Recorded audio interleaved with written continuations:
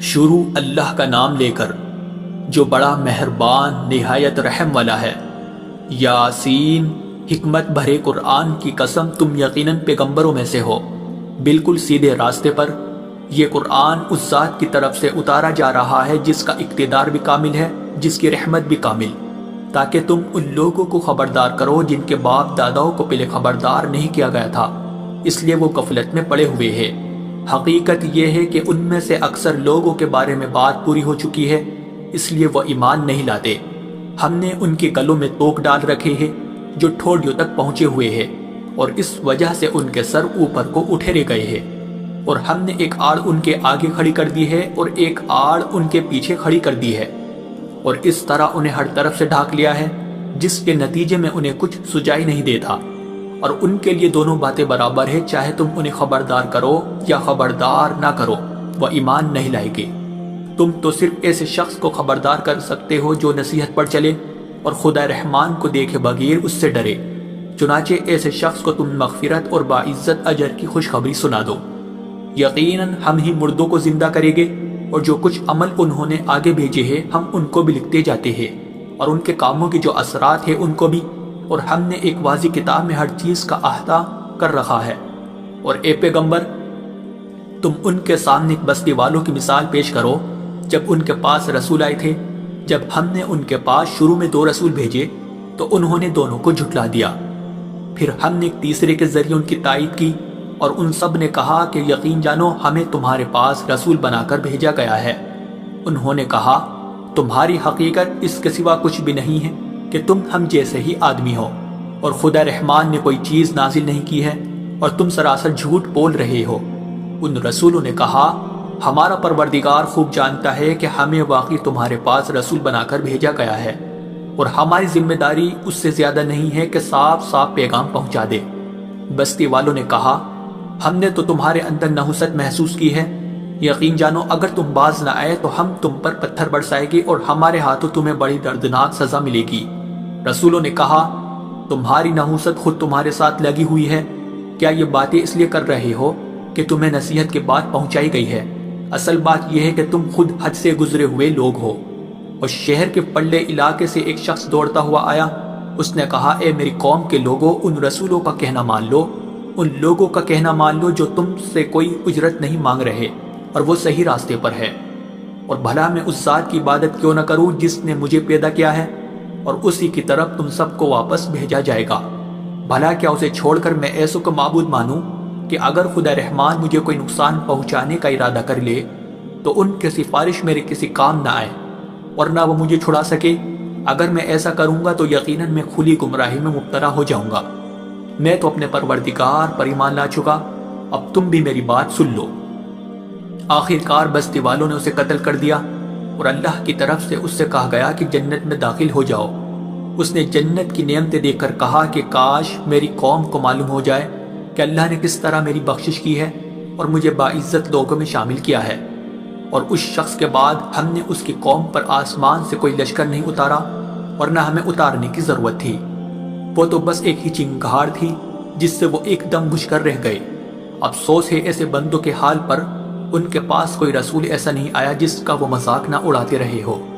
کیا انہوں نے نہیں دیکھا کہ ان سے پہلے ہم نے کتنی قوموں کو اس طرح ہلاک کر چکے ہیں کہ وہ ان کے پاس لوٹ کر نہیں آتے؟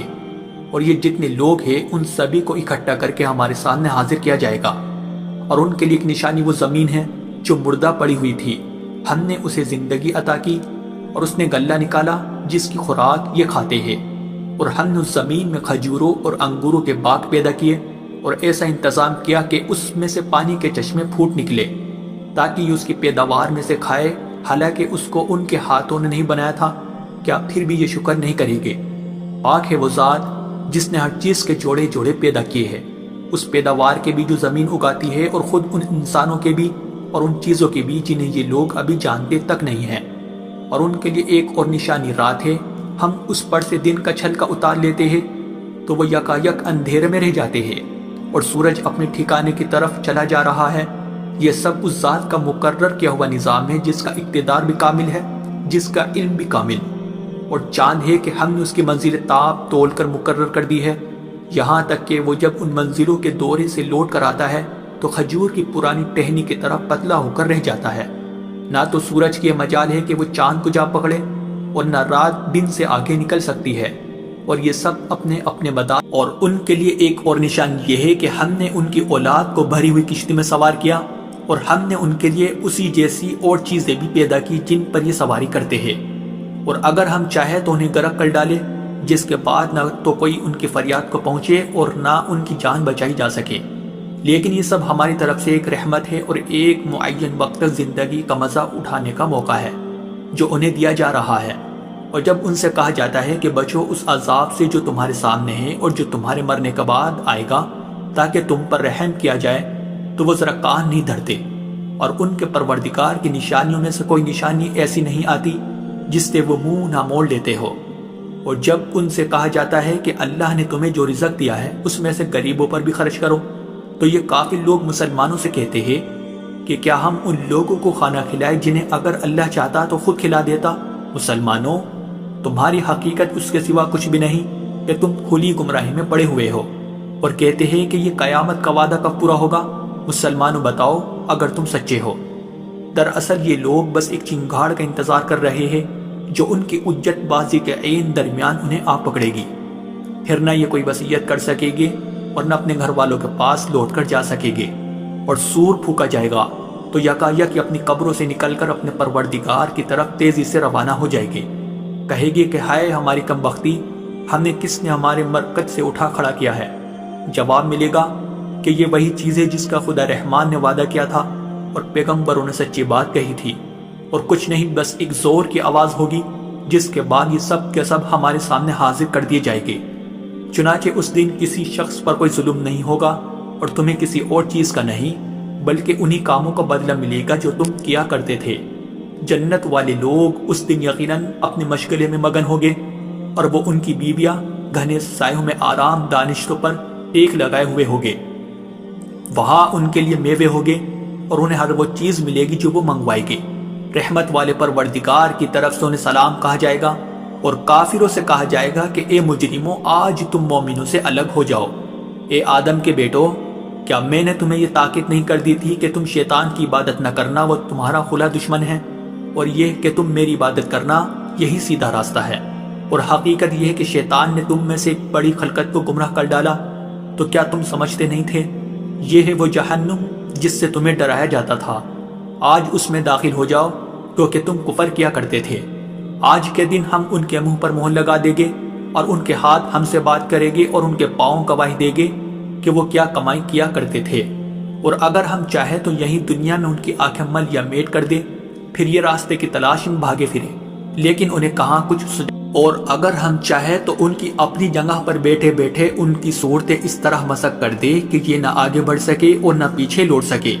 اور ہم جس شخص کو لمبی عمر دیتے ہیں اسے تخلیقی اعتبار سے الٹ ہی دیتے ہیں، کیا پھر بھی انہیں عقل نہیں آتی؟ اور ہم نے اپنے ان پیغمبروں کو نہ شاعری سکھائی ہے اور نہ وہ ان کے شایان شان ہیں، یہ تو بس ایک نصیحت کی بات ہے، اور ایسا قرآن جو حقیقت کو کھول کھول کر بیان کرتا ہے